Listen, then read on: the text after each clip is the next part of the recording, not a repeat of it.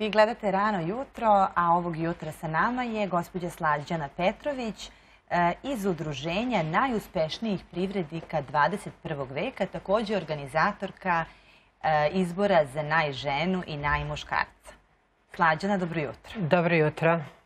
Recite mi, Slađana, da ovako počnemo, kako ste vi došli na tu ideju, na jednu ovako interesantnu i lepu ideju? Pa došla sam najviše na tu ideju pre jedno 20 godina, kako bi se pomoglo to neko žensko preduzetništvo, znači bilo je bazirano prvo samo na našim ženama, kako bi mi se okupile na jednom mestu, povezale sa ženama iz sveta zbog onih turbulentnih 90. godina koje smo svi preživjeli jedva. Trebala nam je ta podrška gdje bi mi otišle u tu drugu državu, predstavile našu uslugu ili proizvod ili one nama pomogle da naš biznis razvijemo u našoj zemlji još više.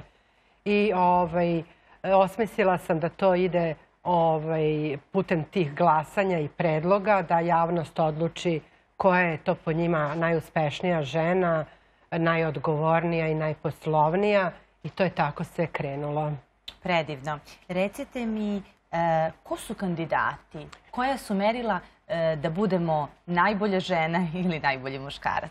Pa kandidati se predlažu putem tog anketnog lista koji krene svake godine u februaru mesecu po svim socijalnim mrežama koje postoje. To su osobe koje svoj posao rade odgovorno, kvalitetno i prvenstveno to su osobe koje imaju veliku harizmu i onda koja se osoba najviše puta pojavi, firma kao da je dobila najviše predloga i glasova, onda nju kontaktiramo. Želite da kažete da je za svaki posao ipak najbitnija harizma i, što bi ljudi rekli narodski, neka energija? Pa jeste. Ta energija koja je prepoznatljiva uvek i koja se osjeti. Oni svi imaju tu neku skromnost, ti uspešni ljudi i ponekad ne mogu da poveruju kada ih mi pozovemo da su predloženi, da su to baš oni, ali svako ko može javno da stane iza kamere ili ispred kamere i ispred velikog broja medija kao neko ko svoj posao radi odgovorno, on zaslužuje da bude i nagrađen. Divno. Recite nam nešto o udruženju najuspešnijih privrednika 21. veka. Pa udruženje je registrovano prošle godine. Inače, sama manifestacija, ovo je 20. godina. Prošle godine zato što ima već veliki broj njih koji su poneli tu nagradu, oko 700 i nešto njih. Onda imamo sve skupa oko 5000 prijatelja iz poslovnog sveta koji sarađuju i pomažu u manifestaciju da bi opstala svih ovih godina. I onda sam ja došla na ideju da bi trebali da napravimo, ako je to već i to rađeno radi tog umrežavanja i prepoznavanja jednih drugih, da treba da bude i udruženje, pa da možemo da organizujemo i da se družimo i na nekom drugačijem nivou, sem na ovoj manifestaciji. Predivno. Recite mi, kada možemo da najavimo neki događaj? Pa eto, 1.12. Bože zdravlja, a ako bude sve bilo kako treba što se tiče ove pandemije, mada sam osmislila i plan A i B, u slučaju da krene stvarno nešto loše, mada ja mislim da ovo ide sve na dobro,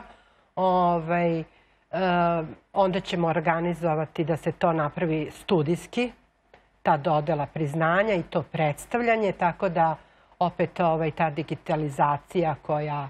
Da to bude prenošeno kroz medije? Jeste, da. Recite mi, koji broj žena i muškaraca se nagrađuje? Da li je podjednako? 20, da. Otprilike nije podjednako. Žene prednjače. Ta rodna ravnopravnost je nekako krenula malo u uzlaznom putanju što se tiče poslovanja. Vi ste aktivirali više malo žene, da im date podršku. Pa ne znam, izgleda da se muškarci malo stide. Ili smo mi žene počele da napredujemo i da se borimo? Puno smo napredovale zaista, jer mnogo žena postoji koje i samohrane majke koje vode biznise velike. To su velike odgovornosti. traže dosta vremena, gde jedna žena mora da odvoji vreme i za kuću i decu i posao, nigde ne sme da nešto ne štima. Ako je jedna žena kao sama, još puno, 80% je njih i bez ikakve pomoći supruga, još je i uspešna pri tome, onda njoj treba zaista. Ali evo i vi ste dokaz da ipak žena može sve to, može da bude dobar organizator, porodična žena. Da, hvala vam, da. A vama hvala, Slađana, što ste bili ovog jutra naš gost. Hvala i vama. Puno sreće u daljem radu. Hvala. Nastavljamo sa programom.